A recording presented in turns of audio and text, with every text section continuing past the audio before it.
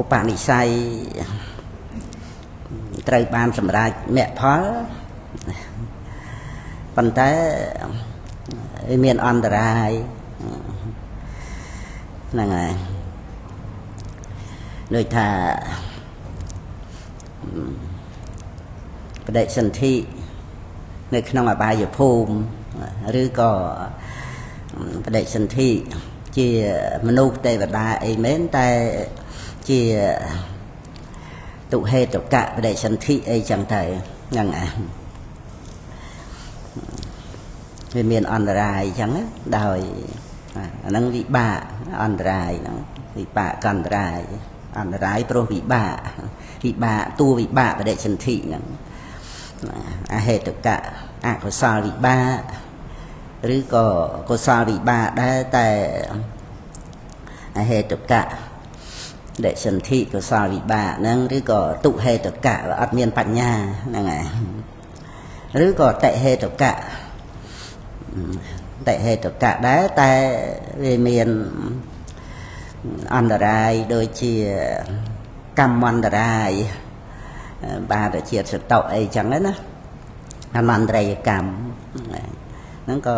ឧបនិស្ស័យត្រូវបានសម្រេចមគ្គផលពេលស្ដាប់សាមញ្ញផលសូត្រ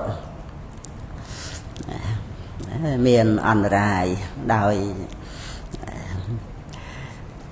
ប្រព្រឹត្តបេតិឃាតធ្វើឃាតប្របីដាដែលជាធម្មិករាជសម្រាប់ជាព្រះអរិយបុគ្គលរហូតមក36ឆ្នាំហើយ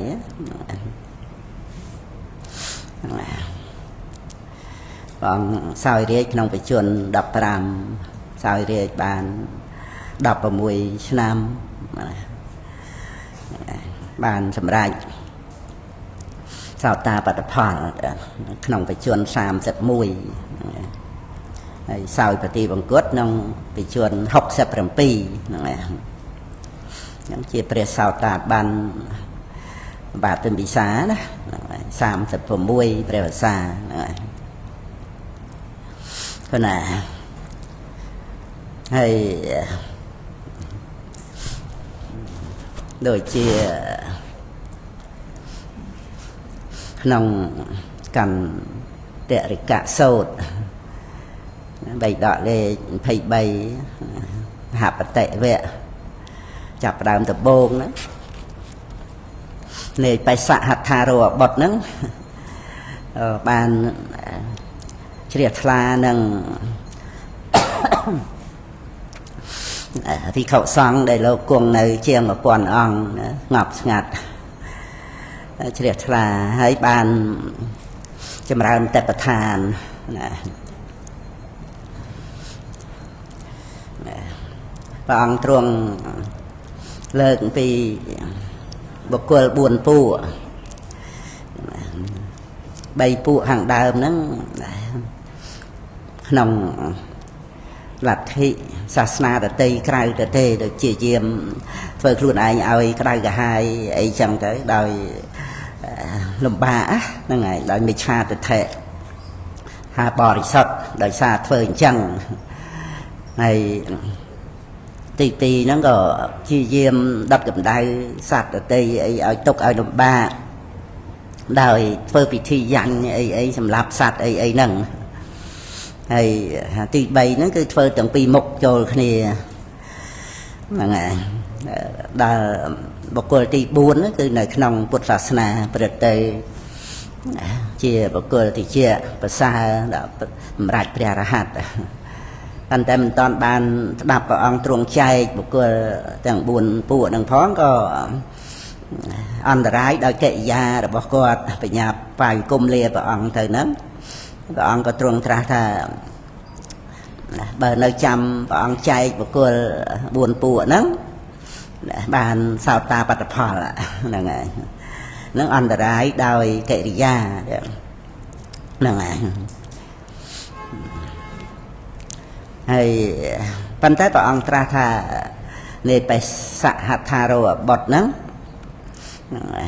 គាត់ឈ្មោះបេសៈណាហដ្ឋារោបុត្រហ្នឹងគឺគាត់ជាកូនតមៈដំរីអ្នកទូលមានដំរី luôn quạt nâng phong đá ở bục và cái kháng nâng thế có cả bàn chấm này phơi chia tầm mẹ đầm rây nâng đai thầy bàn nông và sột nâng lợt thì rường đầm rây ấy nâng chỉ sạch tu miền người thằng nghề dual á nghề dual chất nghề dual chiêng mà nu người thờ khăn ấy bên trên cái da ấy giờ mấy ấy chẳng thầy nghề dual mà nu miền mốc miền khao lùm bạ dual chặt sự kệ sự cả ấy chẳng á lời tu phở ông nè nắng đàn phở ông trung sầm đai pi bục cua nằng anh cua buồn pu nắng miền sầm đai tràn cái lai nhé nòng ăn cua tạng cay chạ tóc cạn ba nòng bóc cả láp bản nhát pu buồn miền rồi phở ông sầm đai pi bục cua ở bột bò sạp dương chắp gì cái đây trong ngày thà tay miên khăn lầu cái nó vào bị chệ phụ mùi phụ pi phụ bay phụ buồn phụ pram phụ mùi ấy nắng á vào tay bị chệ thà tay miên khăn lầu nắng cái lại nắng piro hết rồi vào tra tay miên khăn lầu nắng bàn đây thà khăn lầu nắng cứ tay miên rồi miên nó ở dương ấp rum chặt ở đằng thà bọc cua nục tiệ tuông từ nằng bò mặt là thua á bàn miền bài trai bọc cua nằng cùng pi bọc cả lạp bàn nhát bèo bị thom nằng đời xa miền bị thom nằng ấy chặt chơi được sắc rùp nằng bàn bàn nhát nó chỉ một là ụ bà tê dép bàn nhát sài nằng bò mặt nằng ở miền ta sập bọc cua là ít sen bị chặt chơi được sắc rùp ấy miền này chặt chơi được sắc rùp nắng ra là bài nhạt chẳng dân lưu sâu bọc cua máu dân trôi từ đó api thòm chặt chơi được sắc rùp năng ngày lẹ bằng ta nội tịch thể ca phải căn cái luôn dân luôn lẹ ở tây năng ngày dần tới từ bọn ông sầm tay tha tay miền không lâu chẳng dân prom ao lột ní miền nơi bọc cua năng ngày cái để thà dân khơi tốc tô nơi không lột năng mình tiên chỉ tốc trai prúa nơi này cả mình phải cắm chỉ tì bẩn từ bên này bên đó dân thà lột này chỉ lột bỏ mì chẳng tới và ông và bút là ông có và cô là oi mì á phần tay tì na đây mình miền khăn thiệt ai vậy đó nè nâng cái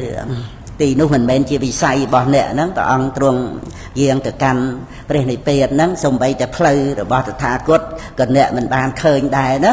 nâng cứ ca mình và cam nâng ảnh đại chỉ tì bẩn mình và cam đau ở đây giờ mẹ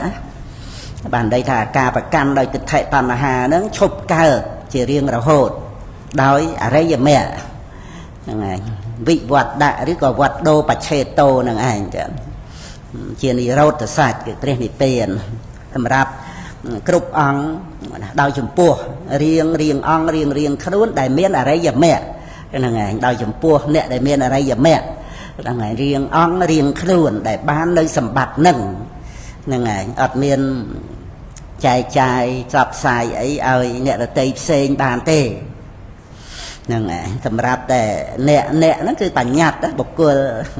ក្នុងកសែនៃវត្តដាក់ណាដែលមានអរិយមគ្គហ្នឹងបញ្ញត្តិបុគ្គលហ្នឹងឯងតែជាអ្នកបាននៅព្រះនិព្វានសម្បត្តិព្រះនិព្វានហ្នឹងគឺដោយសារតែអរិយមគ្គហ្នឹងកាត់វត្តដាក់អញ្ចឹងការមិនកើតឡើងនៅកិលេសវត្តដាក់កម្មវត្តដាក់វិបាកវត្តដាក់សម្រាប់អង្គហ្នឹងឯងព្រះនិព្វានហ្នឹងគឺសម្រាប់អង្គហ្នឹងឯងហើយយើងជ្រាបពីការដែលបានព្រះនិព្វានហ្នឹងមិនមែនបានអ្វីយ៉ាងដតីក្រៅតែពីការកាត់នៅកិលេសវត្តដាក់កម្មវត្តដាក់វិបាកវត្តដាក់ខ្លួនឯងហ្នឹងឯងដោយអរិយមគ្គហ្នឹងឯងហើយយើងត្រូវស្ដាប់ទៅដូចថាកាត់នៅកិលេសវត្តដាក់ទិដ្ឋិតណ្ហាអីចឹងណាប៉ុន្តែវានៅក្នុងសេចក្តីមង្គលមានខ្លួនយើងមានសត្វមានបុគ្គលមានព្រះអរិយបុគ្គលអីចឹងទៅអស់វត្តដាក់អីចឹងណាมันគ្រាន់តែបញ្ញាយើងថ្នាក់ស្ដាប់ ហ្នឹងហើយប៉ុន្តែដល់ទៅកាត់វត្តដាក់ហ្នឹងគឺអាសេចក្តីសម្គាល់ថាខ្លួនយើងឬក៏អ្នកដទៃហ្នឹងអត្តសញ្ញាហ្នឹងវាអត់មានការកើតឡើងនៅក្នុងបុគ្គលដែលបានអរិយមគ្គហ្នឹងហើយអត់មានអត្តសញ្ញាហ្នឹងហើយក្តីសម្គាល់ថាជាសត្វហ្នឹងវាអត់មានវាមានតែចិត្តចេតសិករូបហើយនឹងសន្មតព្រះសម្មាសម្ពុទ្ធព្រះអគ្គសាវកអគ្គសាវិកាអីចឹងទៅបាសកបាសិកាទៅភិក្ខុភិក្ខុនីទៅសាមណេរសាមណេរីទៅដឹងបញ្ញត្តិហ្នឹងតែទៅវាអត់មានទិដ្ឋិកើតមកតែលោភៈរបស់ព្រះសោតាបានអីអាចកើតស្រឡាញ់ជាប់ជំពាក់អីទៅប៉ុន្តែវាអត់ប្រកបដោយទិដ្ឋិថាមានអត្តាក្រៅពីចិត្តចេតសិករូបដឹងថាបុគ្គលនេះបុគ្គលនោះស្ដាប់គ្នាបានអញ្ចឹងប៉ុន្តែវាអត់មានទិដ្ឋិកើតមកហ្នឹងហើយមានតែចិត្តចេតសិករូបបរមត្តធម៌នាមរូបព្រឹត្តទៅតាមបច្ច័យហ្នឹងហើយនឹងក៏រៀបរាប់ពីរឿងថាបុគ្គលឲ្យពុទ្ធបរិស័ទយើងមើលទៅ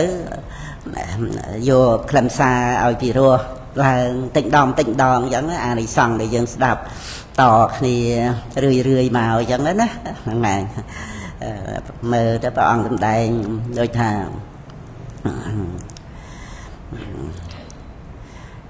វាចាល្អ5យ៉ាងហ្នឹងហើយតែមានក្នុងលោកហ្នឹងហើយខ្លះណាក្នុងបុគ្គលអង្គត្រនិកាយយើងមើលទៅសិតតែព្រះអង្គសម្ដែងពីបុគ្គលហ្នឹងហើយខ្សែគត់ហ្នឹងមានចាប់ផ្ដើមឲ្យខ្សែគត់ហ្នឹងអង្គត្រនិកាយឯកនិបាតហើយនឹងទុក្កនិបាតផងឯកតិកៈបុគ្គលអីហ្នឹងនៅក្នុងខ្សែគត់ហ្នឹងឯងខ្សែមួយតេកនិបាតតែបុគ្គលពួក3ហ្នឹងឯងហើយខ្សែ2ខ្សែ3ទៅបុគ្គលពួក4ហើយខ្សែ4ខ្សែ5បុគ្គលពួក5បានខ្សែ6បុគ្គលពួក6ខ្សែ7បុគ្គលពួក7ខ្សែ8បុគ្គលពួក8ខ្សែ9បុគ្គលពួក9 50បុគ្គលពួក10ហើយ51បានមានបុគ្គលពួក10និងពួក11អស់ហើយអង្គត្រនិកាយហ្នឹងគឺព្រះអង្គទ្រង់ប្រកាសអំពីបុគ្គលអាស្រ័យបរមត្តហ្នឹងតែមានក្នុងលោកហ្នឹងហើយយើងចាប់សេចក្តីឲ្យបានថាតែមានក្នុងលោកដូចថាបុគ្គលដែលពោលពាក្យសម្ដីថាពាក្យពិតមួយទៅមានប្រយោជន៍មួយទៅពីរោះណាតាមកាលប្រកបដោយមេត្តាចិត្តឲ្យមានអញ្ចឹងប៉ុន្តែសម្ដីមិនល្អក៏មានដែរផ្ទុយគ្នាហ្នឹងហើយហើយយើងចាប់សេចក្តីចង់ឲ្យថាតែមានក្នុងលោកហ្នឹងហើយត្រូវមានក្នុងលោកហ្នឹងអញ្ចឹងណាហ្នឹងហើយក្នុងលោកហ្នឹងវាមានអញ្ចឹងទាំងអស់ហ្នឹងហើយយើងគិតថាតែមានក្នុងលោកអ្វីៗក្នុងលោកហ្នឹងសម្រាប់យើងជាមនុស្សហើយបានមកជួបនឹងពធហ្នឹងគឺយើងបានរៀនថ្នាក់បរិញ្ញាអញ្ចឹងអ្វីៗទាំងអស់ហ្នឹងដែលយើងអានទៅមានឧបនិស្ស័យទទួលយកបានរលឹកចូលទៅដល់បរមត្តធម៌បានហ្នឹងគឺវាសមគួរនឹងចំណេះដឹងនៃពុទ្ធបរិស័ទយើងហើយមិនមែនចេះតែចូលមករៀនបានទេណាថ្នាក់បរិញ្ញាហ្នឹងហើយអញ្ចឹងស្អីទាំងអស់ដែលព្រះអង្គសម្ដែងហ្នឹងមេរៀនហ្នឹងមេរៀនព្រះអង្គតែងមានក្នុងលោកហ្នឹងជាមេរៀនឲ្យយើងរៀនចម្រើនបញ្ញារៀនជាមួយនឹងអ្វីដែលមានក្នុងលោកនឹងឯងសិក្សាឲ្យបានបរមត្តសច្ចៈហ្នឹងឯងគ្រាន់តែរៀនទេមិនមែនយើងមកហួងហែងអីកន្លែងក្នុងលោកហ្នឹងទេជាសាលារៀនទេហ្នឹងឯងយើងចាប់សេចក្តីបានតែសាលារៀនទៅយើងមិនហួងហែងអីមិនផ្ទះយើងនៅណាយើងគ្រាន់តែរៀនហើយព្រះនិព្វានគឺការមិនប្រកាន់មិនមែនភពភូមិឋានអីដតីណាផ្សេងទៀតទេរបស់ក្នុងលោកហ្នឹងវាត្រូវប្រគល់ឲ្យលោកហ្នឹងដោយការមិនប្រកាន់ហ្នឹងពាក្យថាប្រគល់ឲ្យលោកហ្នឹងគឺការមិនចាប់ប្រកាន់ហ្នឹងណាហើយការមិនចាប់មិនប្រកាន់ហ្នឹងបានន័យថាសេចក្តីប្រកាន់មិនកើតឡើងហ្នឹងបានជានិរោធសច្ចមួយគ្រាន់តែមិនចាប់ មិនប្រកាន់ដោយវិបស្សនាអាហ្នឹងគឺតួវិបស្សនាតទាំងកបហានៈក៏និយាយថាមិនចាប់មិនប្រកាន់ដែរតែនឹងសំដៅទៅលើវិបស្សនាហ្នឹងហើយដល់ទៅមិនចាប់មិនប្រកាន់ដោយអរិយមគ្គមិនចាប់មិនប្រកាន់ក្នុងអរិយផលសិតតែមានពាក្យបហានៈហើយសមុច្ឆេតបហានៈបដិបស្សទ្ធិបហានៈហើយមិនចាប់មិនប្រកាន់ជានិសរណបហានៈព្រះនិព្វានណាគឺការចាប់ប្រកាន់ហ្នឹងដោយទិដ្ឋិអហង្ការៈថាអញមគ្គការៈរបស់អញហ្នឹងទិដ្ឋិតណ្ហាហ្នឹងមិនកើតឡើងជារៀងរហូត